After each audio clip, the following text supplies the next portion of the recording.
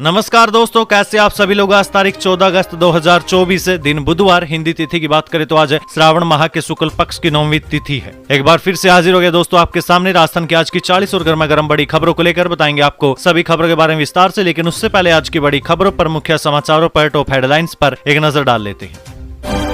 CM Bhajlal Sharma ने करौली भरतपुर के बाढ़ प्रभावित क्षेत्रों का हवाई दौरा किया, 7 मृतकों के परिजनों से भी मुलाकात की। वहीं दोस्तों जयपुर में विकास या विनाश, सड़कों पर बाढ़, कौन है इसका जिम्मेदार, लबालब है पानी। बताएंगे दोस्तों आपको इसके पीछे की बड़ी वजह। वहीं दोस्तों पीएम सूर्य घर योजना को लेकर एक बड़ा अपडेट आया। अब प्रति सोलर प्लांट लगवाने पर ग्राम पंचायत को मिलेगी 1000 रुपए की प्रोत्साहन राशि। वहीं आवेदनकर्ता को 78,000 रुपए का अनुदान दिया जाएगा। इसी के साथ ही दोस्तों राजस्थान में बारिश के बीच एसडीआरएफ की चेतावनी, मोबाइल स्विच ऑफ रखने की सलाह दी। वहीं दोस्तों कई हेल्पलाइन नंबर और ऐप जारी की है जिसके माध्यम से आपको राहत मिल सकती है। बताएंगे आपको उन सभी हेल्पलाइन नंबर और ऐप्स के बारे में विस्तार से। वहीं दोस्तों जयपुर में पुलिस ने एक आर्मी जवान को थाने में नंगा करके पीटा, कहा पुलिस सेना की बाप है, भड़के मंत्री राठौड़। वहीं दोस्तों गैस जलाने के लिए अब आपको भरना होगा बिल, बिना सिलेंडर के ही जलेगा चूल्हा, बिजली बिल की तरह होगा इसका भी भुगतान। इसी के साथ ही दोस्तों राजस्थान के उपचुनावों में कांग्रेस कमेटी करेगी गठबंधन। जाने दोस्तों दिल्ली से क्या आई है लेटेस्ट अपडेट। वहीं दोस्तों राजस्थान हाई कोर्ट से आसाराम को राहत, इलाज कराने के लिए मिली 7 दिन की पेरोल। बताएंगे दोस्तों आपको प्रदेश की 40 बड़ी खबरों के बारे में विस्तार से। लेकिन उससे पहले अगर अभी तक आपने चैनल को सब्सक्राइब नहीं किया तो सबसे पहले चैनल को सब्सक्राइब कर दे, वीडियो को लाइक कर दे और अपने कमेंट जरूर कर दीजिए।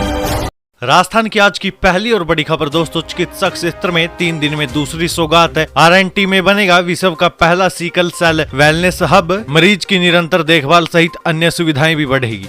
देखिए दोस्तों चिकित्सा क्षेत्र में उदयपुर को 3 दिन में दूसरी सौगात मिली है। आरएनटी मेडिकल कॉलेज में विश्व का पहला सिकल सेल वेलनेस हब बनेगा। ये आरएनटी में centre of excellence for sickle cell disease में तैयार होगा। इसे नोवो नॉर्डिक्स एजुकेशन फाउंडेशन बनाएगा। पहले फेज में 13 लाख रुपए खर्च होंगे, इसके बाद जरूरत के हिसाब से राशि मिलती जाएगी। फाउंडेशन के विक्रांत श्रोतिया ने कहा कि देश में 14 लाख पीड़ित है। बता दें कि 9 अगस्त को ही केंद्र सरकार ने सीजीएचएस के तहत उदयपुर में प्रदेश का चौथा सीजीएचएस एलोपैथिक वेलनेस सेंटर खोलने की भी घोषणा की थी।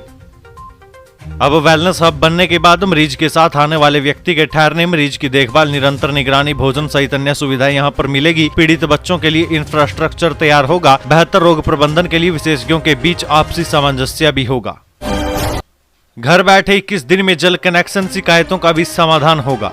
देखिए दोस्तों सांगनेर सब डिवीजन में जल कनेक्शन जारी करने में भ्रष्टाचार सामने आने पर पूरे विभाग की किरकिरी हुई। अब जलदाय विभाग ने जल कनेक्शन जारी करने में भ्रष्टाचार न हो, इसके लिए जल मित्र ऐप लॉन्च करने की तैयारी तेज कर दी है। इस ऐप के जरिए व्यक्ति अब घर बैठे ही आवेदन के बाद 21 दिन के भीतर जल कनेक्शन ले सकेगा। जलदाय विभाग इस ऐप को 15 अगस्त तक लॉन्च कर देगा। ऐप में कुछ ऐसे फीचर जोड़े गए हैं जिससे आवेदन करने वाले व्यक्ति को कनेक्शन संबंधी किसी भी कार्य के लिए घर से बाहर न जाना पड़े। आवेदन के बाद ऐप पर ही डिमांड नोट की राशि, रोड कट की राशि का मैसेज भी मिलेगा। सभी प्रक्रिया पूरी होने के बाद विभाग की ओर से तय एजेंसी के प्लम्बर का नाम और उसका मोबाइल नंबर की जानकारी ऐप पर उपलब्ध करवा दी जाएगी। दोस्तों ऐप में ही पानी नहीं आने, दूसरी तरफ सप्लाई पाइपलाइन टूटने जैसी समस्याओं का भी समाधान सीधे तौर पर हो जाएगा। सीएम भजलाल शर्मा ने करौली भरतपुर के बाढ़ प्रभावित क्षेत्रों का किया हवाई दौरा, 7 मृतकों के परिजनों से भी मुलाकात की। देखिए मुख्यमंत्री भजनलाल शर्मा ने करौली जिले के बाढ़ प्रभावित क्षेत्रों का जायजा लेने के लिए बीते दिन हेलीकॉप्टर से हवाई सर्वेक्षण किया। पिछले एक सप्ताह से लगातार हो रही भारी बारिश के कारण करौली जिले में बाढ़ की गंभीर स्थिति उत्पन्न हो गई। इस स्थिति की समीक्षा करने के लिए मुख्यमंत्री ने बीते दिन दोपहर के समय हवाई सर्वेक्षण किया और करौली जिले के उपखंड स्पोट्रा, करौली और हिंडौन सिटी के जलभराव क्षेत्र का निरीक्षण किया। इससे पहले मुख्यमंत्री भजनलाल शर्मा ने करौली राजकीय पीजी कॉलेज में राज्य के आपदा प्रबंधन अधिकारियों के साथ बैठक की। वहीं बैठक के बाद सीएम भजलाल शर्मा ने बयाना के श्रीनगर गांव में पहुंचकर शोक संतप्त परिजनों का ढांढस बंधाया। गत दिनों गांव में बाण गंगा नदी में डूबने से 7 युवकों की मौत हो गई थी। जयपुर में विकास या विनाश, सड़कों पर बाढ़, कौन है जिम्मेदार, लबालब है पानी। देखिए दोस्तों पिछले कुछ दिनों से राजस्थान में हो रही मूसलाधार बारिश ने विकास की पोल खोल कर रख दिए। राजधानी जयपुर में हालात और बदतर होते गए, जगह जगह जलभराव शुरू हो गया। आलम यह है कि स्कूल तक बंद करने पड़ गए। सड़कें पानी से लबालब है और इसका मुख्य कारण पिछले 20 वर्षों में जयपुर में हुए बेतरतीब विस्तार और बिना किसी दूरी के सोच के बने सीवरेज और जल निकासी लाइनें हैं। विशेषज्ञों ने कहा कि पिछले 20 से 30 सालों में लगातार राज्य सरकारें शहर की जल निकासी और सीवरेज प्रणाली के लिए एक व्यापक मास्टर प्लान लागू करने में विफल रही है। इसके अलावा उन्होंने ने निवासियों को सीवरेज लाइन में किसी भी तरीके के बदलाव करने से नहीं रोका। TOI से बात करते हुए JDA के पूर्व उप मुख्य नगर योजनाकार चंद्रशेखर पारासर ने कहा कि जयपुर शहर में पहले जल निकासी बेहतर थी, हालांकि पिछले 2 दशकों में शहर का तेजी से विस्तार हुआ और ये तेजी से समतल होता जा रहा है, जिससे वर्षा जल की निकासी के लिए बहुत कम जगह बची है। वहीं पार्कों, खेतों और तालाबों के लुप्त हो जाने से कंक्रीट की सड़कों पर पानी सोखने का कोई साधन नहीं रह गया। नतीजन शहर के विभिन्न हिस्सों और निचले स्तर की महत्वपूर्ण सड़कों पर पानी जमा होता है। चंद्रशेखर परासर ने कहा कि मौजूदा जल निकासी और सीवरेज नेटवर्क का नियमित रखरखाव समस्या को हल करने के लिए पर्याप्त नहीं होगा। शिक्षा मंत्री मदन दिलावर बोले, सनातन धर्म सबको पालने वाला है और आदिवासी हिंदू है। राजस्थान सरकार के शिक्षा मंत्री मदन दिलावर ने एक बार फिर से दोहराया कि हिंदुस्तान में रहने वाला हर शख्स हिंदू है। न्यूज 18 के मंच पर राइजिंग राजस्थान 2024 पर चल रहे संवाद के दौरान शिक्षा मंत्री मदन दिलावर ने ये बात दोहराई। उन्होंने कहा कि हिंदुस्तान में रहने वाला हर शख्स हिंदू है। उसकी पूजा पद्धति अलग हो सकती है, लेकिन उसकी पहचान हिंदू ही है। हिंदुस्तान में रहने वाले सभी हिंदू हैं। उन्होंने फिर जोर देकर कहा कि आदिवासी भी हिंदू है, इसको कोई नकार नहीं सकता। लोकसभा में केंद्रीय मंत्री ने राजस्थान के सांसद के सवाल के जवाब में साफ साफ बताया कि आदिवासी हिंदू है, उन्हें हिंदुओं से अलग नहीं किया जा सकता। इसी के साथ ही दिलावर ने सनातन धर्म को लेकर कहा कि सनातन सबको पालने वाला धर्म है। हिंदू कोई संप्रदाय नहीं, ये जीवन पद्धति है। ये किसी भी धर्म या संप्रदाय का विरोध नहीं करता है। शिक्षा के भगवाकरण करने के आरोपों पर दिलावर ने कहा कि ऐसा कुछ नहीं है, भारतीय परंपराओं का पालन करना गलत नहीं है। हनुमान बेनीवाल बोले, मैं जनता का हनुमान, अग्निवीर को लेकर राजस्थान से शुरू होगा बड़ा आंदोलन। देखिए, राजस्थान की राजनीति के दिग्गज नेता और नागौर सांसद हनुमान बेनीवाल ने कहा कि वे जनता के हनुमान है। आने वाले समय में राजस्थान ही वो राज्य होगा जहां से अग्निवीर योजना को हटाने के लिए बड़ा आंदोलन शुरू किया जाएगा। उन्होंने कहा कि किसान आंदोलन की कप्तानी पंजाब ने की थी और वो सफल रहा। अब अग्निवीर आंदोलन की कप्तानी राजस्थान करेगा। राष्ट्रीय लोकतांत्रिक पार्टी यानी RLP के सुप्रीमो हनुमान बेनीवाल ने खुद को क्रांति का दूत बताते हुए कहा कि वो किसान के बेटे हैं, संघर्ष करना जानते हैं। यही वजह है कि केवल राजस्थान ही नहीं बल्कि पंजाब, हरियाणा और दिल्ली के युवा उन्हें फॉलो करते हैं। उन्होंने भारतीय सेना की अग्निवीर योजना का पुरजोर विरोध करते हुए कहा कि कुछ भी हो, इस योजना को चलने नहीं दिया जाएगा। ये युवाओं के हितों पर कुठारघात है। PM सूर्य घर योजना को लेकर आई दोस्तों बड़ी अपडेट। सोलर प्लांट लगवाने पर ग्राम पंचायतों को मिलेगी 1000 रुपए की प्रोत्साहन राशि। देखिए, PM सूर्य घर मुफ्त बिजली योजना को लेकर गांव से कम आवेदन आए हैं। झुंझुनू जिले में योजना में आए 5600 आवेदनों में करीब 4000 शहरी क्षेत्र के, जिसके बाद अजमेर डिस्कॉम ने ग्रामीण परिवारों की भागीदारी बढ़ाने के लिए ग्राम पंचायतों को इसमें शामिल करने का फैसला किया। इसमें गाँव में होने वाले हर सोलर कनेक्शन के लिए संबंधित ग्राम पंचायत को 1000 रुपए की प्रोत्साहन राशि दी जाएगी। इस योजना में 1 साल के लिए 15000 नए आवेदन का लक्ष्य रखा गया है और इसमें जिले की सभी ग्राम पंचायतों को शामिल भी किया गया। याद रखिएगा दोस्तों, अब गाँव में एक सोलर कनेक्शन होने पर ग्राम पंचायत को 1000 रुपए दिए जाएंगे। यानी अगर प्रतिदिन 10 कनेक्शन भी हो तो ग्राम पंचायत को सीधे 10,000 रुपए हर दिन के मिलेंगे। वहीं अजमेर डिस्कॉम के SC ने बताया कि इस योजना में उपभोक्ताओं को प्रोत्साहित करने के लिए सरकार 78,000 रुपए का अनुदान भी दे रही है। गाँव में योजना के ज्यादा आवेदन के लिए ग्राम पंचायतों को जिम्मा दिया गया हर कनेक्शन पर, इसलिए प्रोत्साहन राशि भी अब दी जाएगी।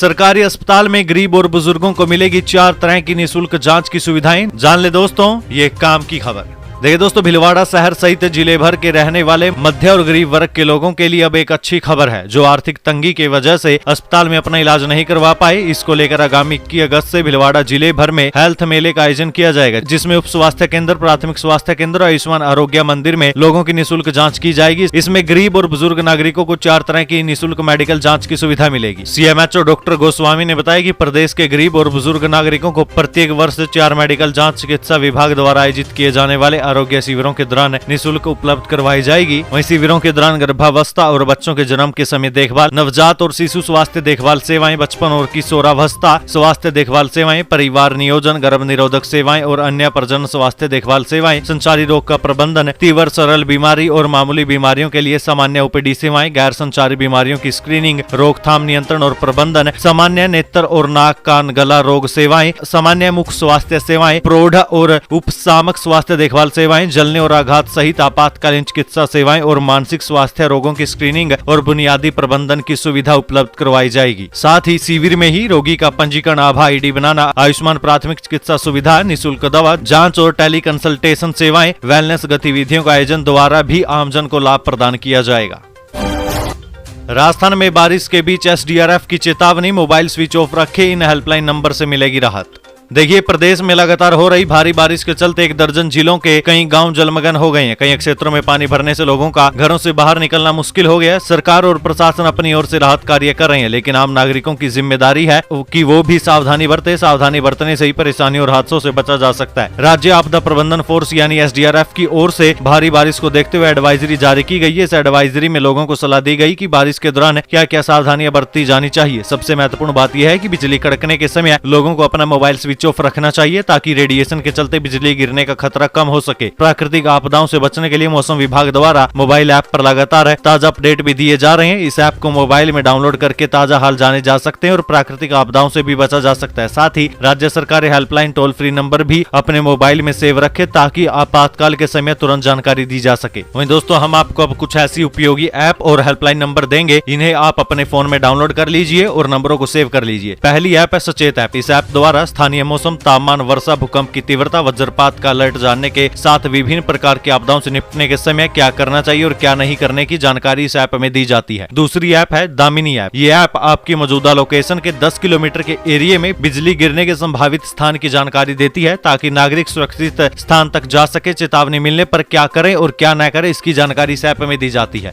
दोस्तों, अब आपको एक टोल फ्री हेल्पलाइन नंबर देते हैं जो है 1070। ये प्राकृतिक आपदाओं से निपटने के लिए टोल फ्री नंबर जारी किया गया है, जिस पर आप कॉल करके सहायता प्राप्त कर सकते हैं। वहीं इसके अलावा state emergency operation centre Jaipur का भी नंबर आपको दे देते हैं जो है 01414222726। इसके अलावा 01412385776 और 01412385777। इस पर भी आप कॉल करके आपदा से संबंधित सूचना दे सकते हैं। आपदा के समय सहायता हेतु कॉल किया जा सकता है। इन नंबरों को दोस्तों अपने फोन में सेव कर लीजिएगा और ये आप अपने फोन में जरूर डाउनलोड कर लीजिएगा।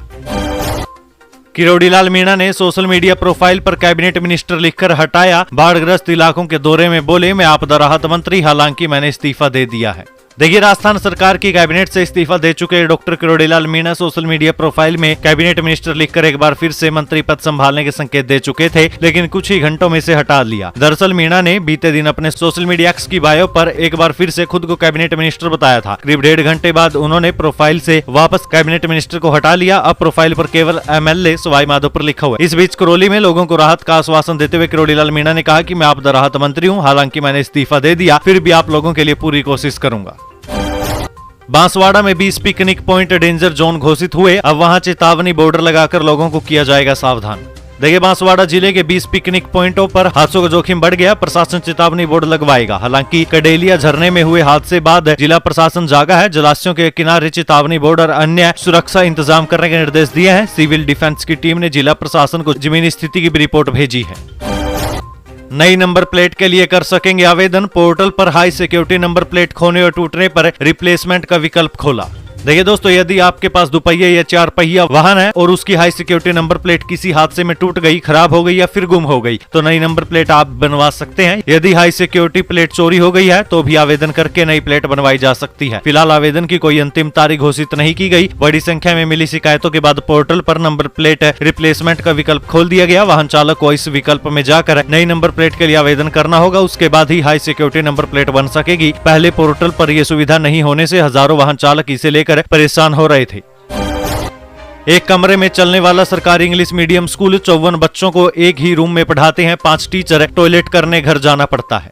देखिए, अलवर का Mahatma Gandhi English medium school, जहां जाने से बच्चों को ही नहीं बल्कि टीचर को भी डर लगता है। 30 साल पहले बने 12x15 के किराए के कमरे में चलने वाले स्कूल में 54 बच्चों पर 5 टीचर है। स्कूल में पानी की व्यवस्था नहीं है। टॉयलेट करने के लिए बच्चों को अपने घर जाना पड़ता है। इसी महीने में तेज बारिश के चलते 5 दिन तो स्कूल की छुट्टी करनी पड़ी थी। छत टपकती रहती है। बारिश आते ही बच्चों की छुट्टी कर दी जाती है। एक ही कमरे में 1 से लेकर 6ठी तक की कक्षाएं लगाई जाती है। स्टाफ भी वहीं कुर्सी लगाकर बैठता है। ग्रामीणों की मांग पर 2 साल पहले ही ये स्कूल शुरू किया गया था।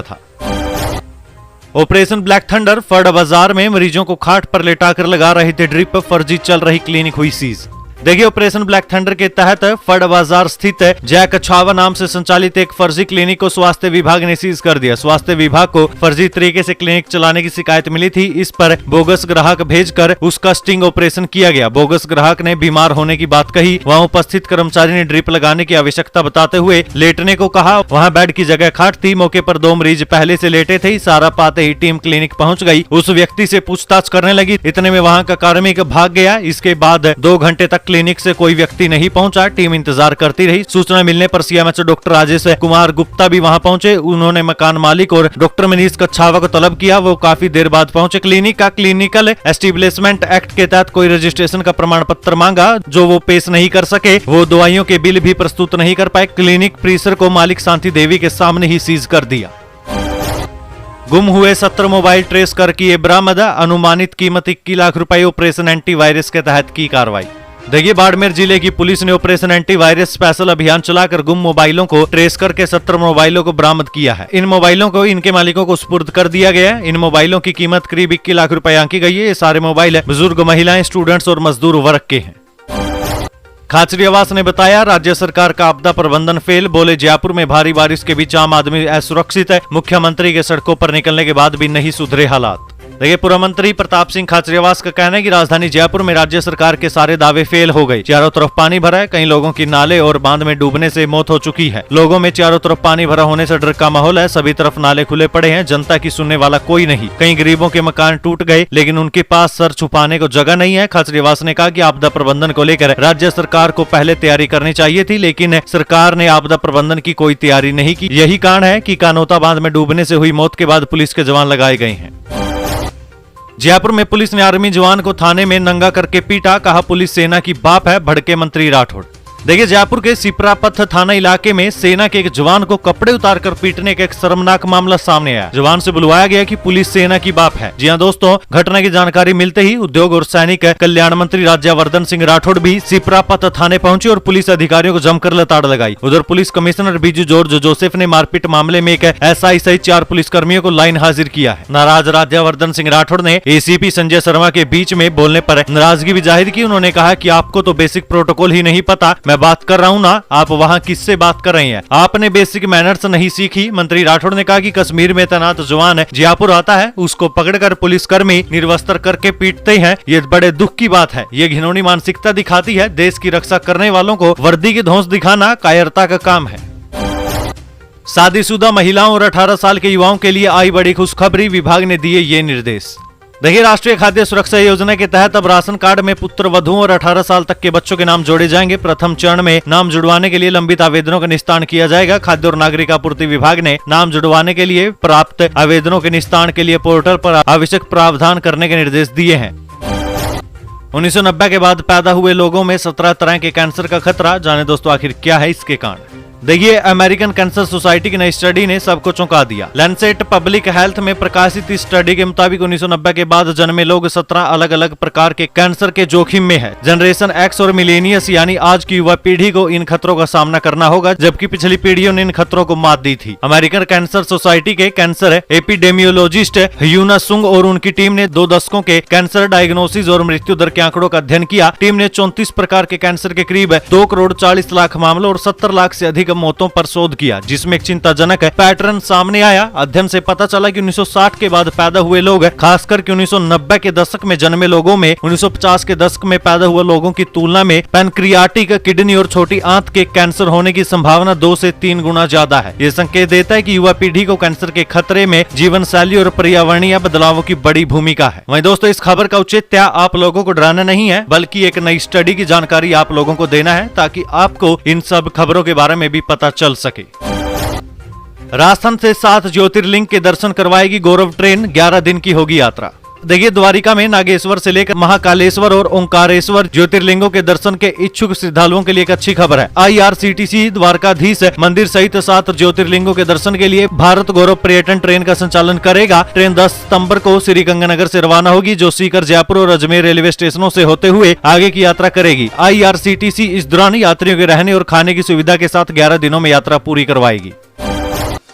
गैस जलाने के लिए भरना होगा आपको बिल। बिना सिलेंडर के जलेगा चूल्हा। बिजली बिल की तरह होगा भुगतान। देखिए, शहर वासियों को दिसंबर महीने तक रसोई गैस सिलेंडर के झंझट से मुक्ति मिल जाएगी। पाइपलाइन के जरिए घरों तक गैस पहुंचाने का काम बाहरी क्षेत्रों में लगभग पूरा हो चुका है। निजी कंपनी वहां पर कनेक्शन के साथ ही मीटर लगाने का काम कर रही है। चित्तौड़गढ़ से उदयपुर आने वाली मेन लाइन पूरी डल चुकी है। देबारी के निकट महज 1 किलोमीटर के एरिया में पहाड़ी क्षेत्र का रोड अटका हुआ है। कंपनी के अधिकारियों का दावा है कि वो दिसंबर तक अधिकांश घरों में सिलेंडर के बिना ही पाइपलाइन से गैस देकर चूल्हा जला देंगे। फिलहाल पाइपलाइन से गैस की सप्लाई अभी डभोग के मेड़ता गाँव में चल रही है। वहीं दोस्तों, अब गैस लाइन बिछने पर अधिकांश घरों में गैस कनेक्शन हो जाएंगे। अब जैसे बिजली की खपत होती है उसी की तरह ही गैस की खपत होगी, जिसके लिए उसी तरह से मीटर लगेंगे और उसी अनुरूप उसका शुल्क लिया जाएगा। जिस तरह से बिजली के मीटर में आपने कितनी बिजली की खपत किया उसका रिकॉर्ड होता है, उसी तरह से इन गैस के मीटरों में भी आपने कितनी गैस का उपयोग किया उसका रिकॉर्ड होता है और उसी आधार पर आपका बिल बनेगा।